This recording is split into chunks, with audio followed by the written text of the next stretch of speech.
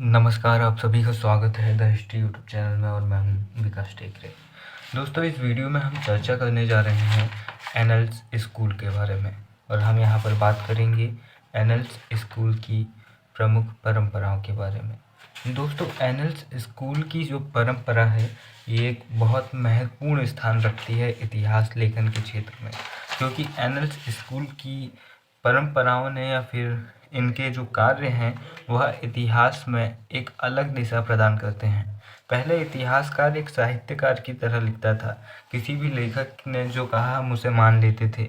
लेकिन annuls school परंपरा ने यहाँ पर ये सिद्ध करने का प्रयास किया कि इतिहास भी एक विज्ञान है और इसे हमें एक विज्ञान की तरह इसके प्रमुख सिद्धांतों को देखते हुए चलना होगा, तब हम एक प्रत्यक्ष व निष्पक्ष इतिहास की रचना कर सकते हैं। आइए दोस्तों, जानने का प्रयास करते हैं एनल्स स्कूल क्या है और इसकी प्रमुख विशेषताओं के बारे में। दोस्तों, इतिहास लेखन की एनल्स परंपरा का आरंभ फ्रांस के इतिहासकारों द्वारा एनल्स संप्रदाय के साथ हुआ।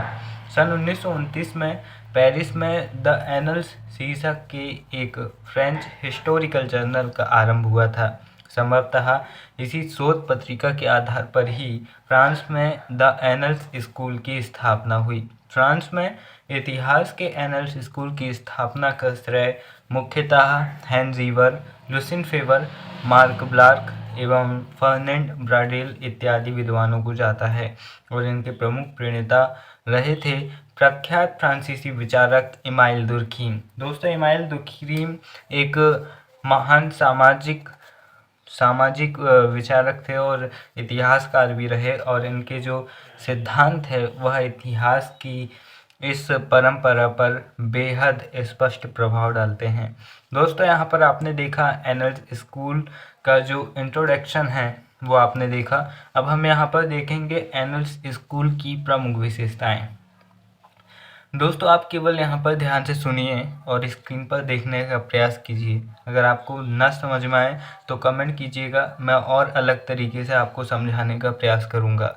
यहाँ पर देखते हैं, पहला बिंदु आता है इतिहास के एनल्स स्कूल की सर्वप्रमुख विशेषता यह थी कि एनल्स स्कूल के इतिहासकारों ने इतिहास की किसी भी परंपरागत अथवा पूर्व प्रचलित परंपरा से पृथक रहकर समग्र इतिहास लेखन पर बल दिया।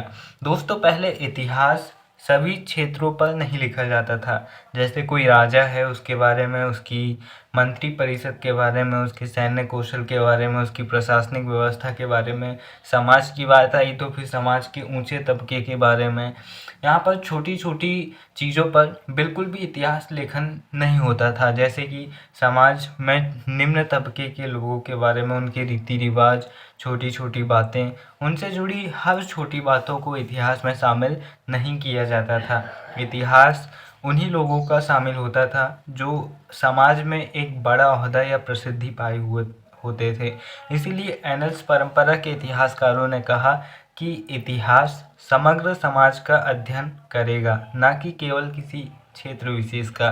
दूसरा बिंदु यहाँ पर देखते हैं, एनल्स स्कूल के इतिहासकार जो कुछ भी हो चुका है उसका समग्रता के साथ अध्ययन में रुचि लेते हैं। समग्रता मतलब संपूर्णता, उसके सभी क्षेत्रों पर, उसके सभी फैक्टर्स पर ये डिटेलिंग अध्ययन करना पसंद करते हैं या इनका सिद्धांत है।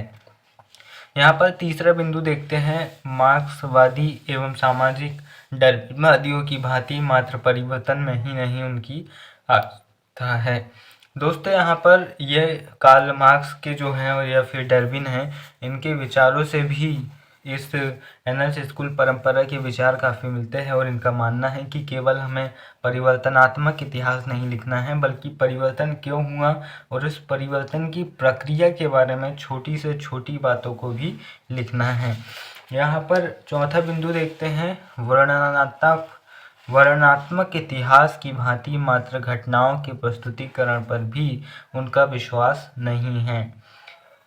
पांचवा बिंदु देखते हैं, वे इतिहास को एक विज्ञान की भांति देखते हैं। वे इतिहास को एक विज्ञान की भांति देखते हैं। जिस तरह विज्ञान की परिभाषा है कि किसी विषय का क्रमबद्ध अध्ययन विज्ञान कहलाता है। उसी तरह इनका यह मानना है कि इतिहास में भी क्रमबद्ध अध्ययन होना चाहिए। छठवां बिंदु आता है वे मात्र बड़ी एवं विशिष्ट घटनाओं के महत्व पर ध्यान देकर छोटी छोटी अनेकानेक घटनाओं की अवहेलना में विश्वास नहीं करते। इनका मानना है कि बड़े बड़े युद्धों, बड़े बड़े राजाओं, बड़े बड़े प्रशासनों के पीछे भी कई छोटी छोटी समस्याएं, कई छोटी छोटी रियासतें और छोटे लोग होते हैं। उनके बारे में भी जानकारी लोगों को होनी चाहिए, क्योंकि इतिहास केवल प्रतिष्ठित लोगों का नहीं होता, इतिहास सामान्य लोगों का भी होता है। दोस्तों, यहाँ पर 7वें नंबर पर देखते हैं, एनल्स स्कूल के इतिहासकारों का कृतित्व अधिकांशतः अनुभवपरक है। उनका प्रमुख व्यावसायिक दायित्व व्यक्तिगत इच्छाओं को समझना है।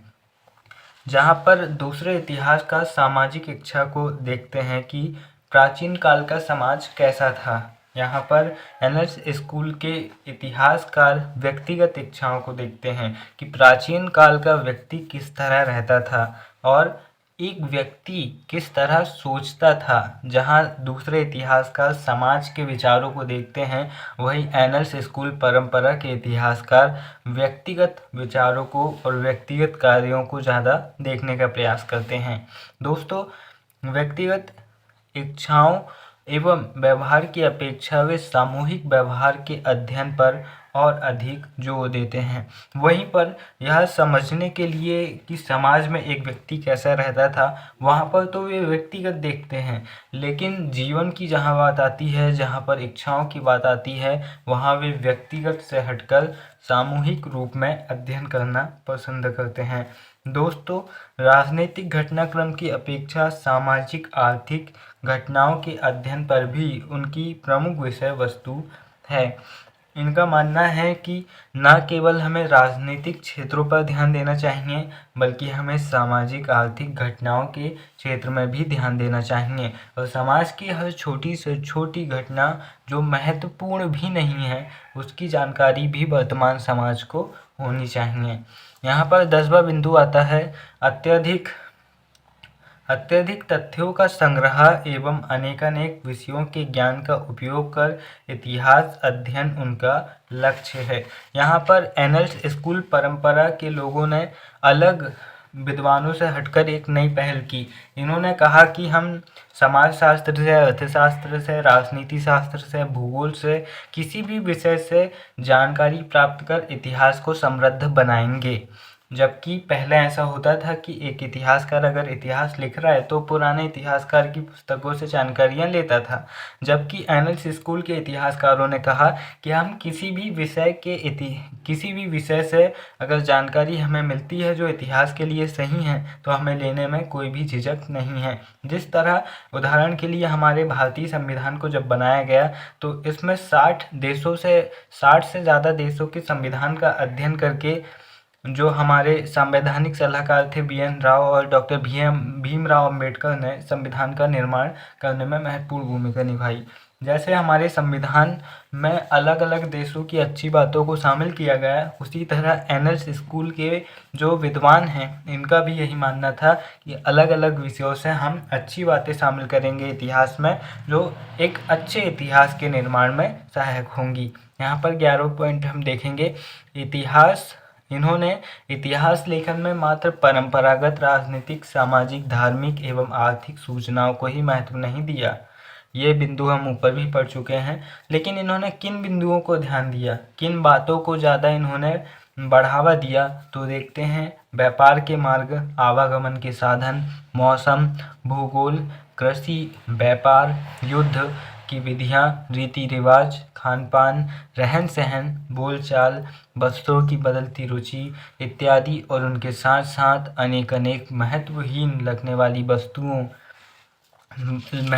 लगने वाली सूचनाओं से भी महत्व का रहस्य सुलझाने का प्रयास किया है।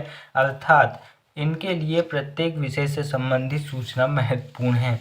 यानी कि एनल्स स्कूल परंपरा के विद्वानों का मानना है कि समाज की कोई भी चीज़ कोई भी जानकारी, कोई भी घटना महत्वहीन नहीं है। हम किसी भी घटना से कुछ नया सीख सकते हैं और इससे इतिहास में एक नया बदलाव मिल सकता है।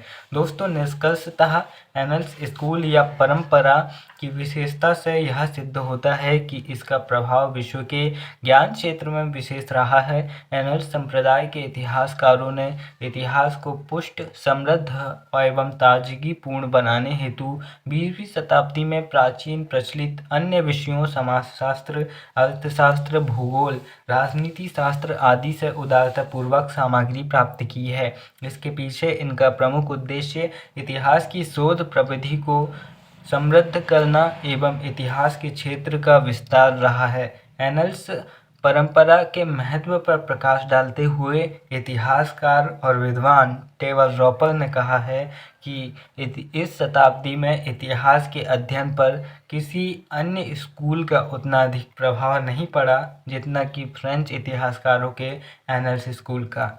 यानी कि 20वीं शताब्दी में एनल्स स्कूल ने जिन सिद्धांतों को दिया, इसकी जो विशेषताएं रही, वो आज भी प्रासंगिक है और आज भी इतिहासकार इसे फॉलो करते हैं। दोस्तों, जो विशेषताएं हैं वही इसके सिद्धांत है। अगर पूछे कि एनल्स स्कूल के सिद्धांत बताइए तो भी आप इस आंसर को लिख सकते हैं।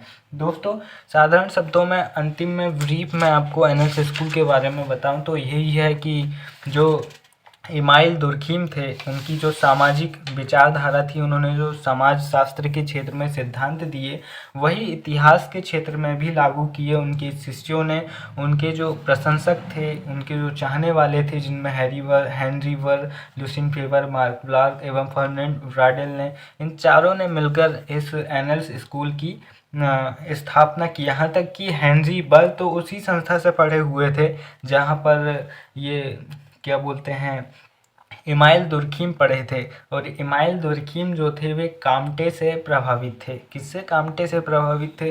तो इस तरह हम कह सकते हैं कि एनल्स स्कूल वह परंपरा है जिसमें इतिहास में साहित्यिक क्षेत्र को बढ़ावा न देकर वैज्ञानिक क्षेत्र को बढ़ावा दिया गया और कहा गया कि वैज्ञानिक आधार पर इतिहास का अध्ययन होना चाहिए और यह छोटी से छोटी घटनाओं के बारे में लिखना एनल्स स्कूल की प्रमुख विशेषता रही है। इस तरह आप एक बार समझ सकते हैं। अगर आप इसका अर्थ और इसकी जानकारी सही से समझ जाते हैं तो आपको या ये 5 नंबर में आए या फिर 4 नंबर में या फिर 2 नंबर में, आप हर जगह उस शब्द सीमा के अनुसार लिख सकेंगे, क्योंकि चीज़ों को समझना बहुत ज़्यादा ज़रूरी होता है। दोस्तों, वीडियो के अंत में बस इतना ही कहना चाहूँगा। सितारे सदैव ही चमकते रहते हैं, परंतु दिखाई तभी देती है जब अंधकार छा जाता है। आप भी ऐसे सितारे बनिए कि जब लोगों को आपकी ज़रूरत हो तब आप उन्हें दिखाई दें।